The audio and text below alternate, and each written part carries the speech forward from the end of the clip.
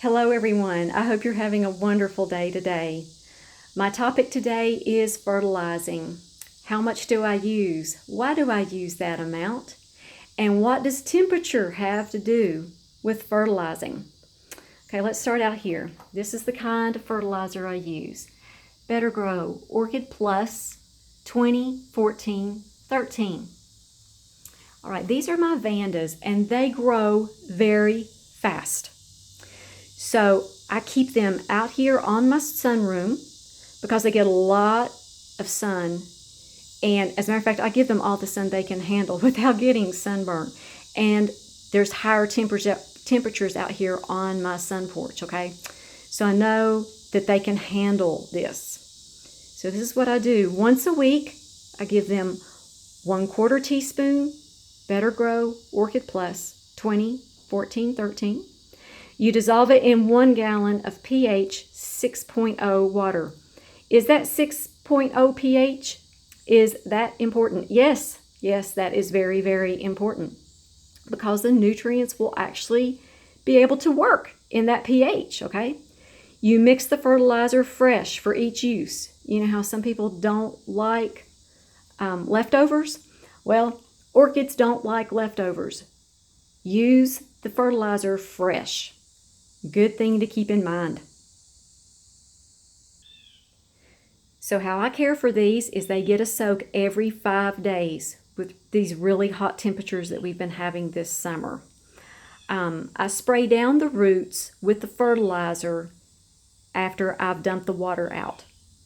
Okay, so I'm going to be applying the fertilizer to wet roots. It's very, very important. You won't burn your roots that way. Okay, for my phals and for my dendrobiums that are both in water culture and in moss. I've got phals in water culture and moss, and all of my dendrobiums are in water culture. I use 1/8 of a teaspoon of the 2014-13. Dissolve in 1 gallon of pH 6.0 water. That is very, very important. Mix the fertilizer fresh for each use. Okay, so with this little guy right here, what I'm going to do is when I take him out of this water culture, and I'm not going to throw away this water, remember, I'm going to spray the roots that are wet. I'm going to wet the roots before I do this, okay? I'm going to spray the roots that are wet with the 1/8 teaspoon fertilizer. That's what I do with these. I let it dry out for a little while and put him down back in his water culture, back down in his home. Okay. For the ones that are down in sphagnum moss, when the moss gets dry, now not bone dry like I told you in the last video, it needs to dry out, but not bone dry, okay, because this is really, really good moss. Remember, we're wanting to water our moss as well. So when I water these and fertilize them, I'm going to water them up to here, wait for 30 seconds, drain that water. Then I'm going to take that fertilizer mixture, 1/8 of a teaspoon of 20, 14, 13. I'm going to use that right up to about right here, wait for about 30 seconds, and drain that water. I'm going to do that every time, for right now anyway, every time that I water these, because these only get watered about every 2 weeks because the moss just does not dry out. As you see, my it's a 47% humidity out here, so the moss will be drying out a little bit more quickly. But it's been really humid out here, so I've not had to do these. I've not had to water these, but about every 2 weeks. So that might also help the moss to sprout, actually. I just thought about that. So my dendrobiums go with the 1/8 of a teaspoon as well. Okay.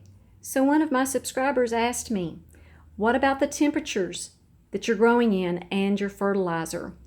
Okay, if you've got an 80-degree room with a 47% humidity, you've got the temperature to back up the fertilizer amount that I just used. You've got the bacteria, the beneficial bacteria, to help break down the fertilizer. In the colder winter months, you don't have the temperatures to back up a high fertilizer regimen. The most mistakes that I've made is trying to give them a little bit too much in the winter. That doesn't work. You need to be gearing it down during the cold winter months when they're in active growth. Okay, for my dendrobiums, active growth, active growth. Active growth. Lots of, you see all these new canes, active growth.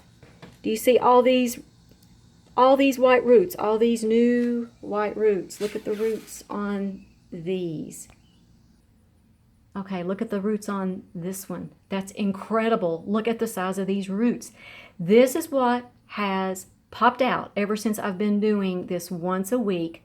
Very, very minute traces of fertilizing. This is what I've been getting. Check this out. Now those black tips, that was when I fertilized and I shouldn't have. There was not as much active growth. That's why that happened. So that's the reason why you have to be careful. And by the way, another little tip I'm going to give you. This Vanda right here, the leaves were very pale for it to be a Vanda. Do you see how they're all pretty and green right now? Okay, I took my 1/8 of a teaspoon mixture and I would foliar feed this early in the morning. And I did that for a long time. And I want you to see the color on this. On the lower leaves, still needs to come around a little bit, but it's going to. It's going to. But do you see how beautiful and green this growth has come out since I've started fertilizing them correctly? So, what we're going to do is, if you all have any questions, please feel free to ask me. And I hope that helps you all a lot, and be highly favored, deeply loved, and greatly blessed. And we'll see you all next.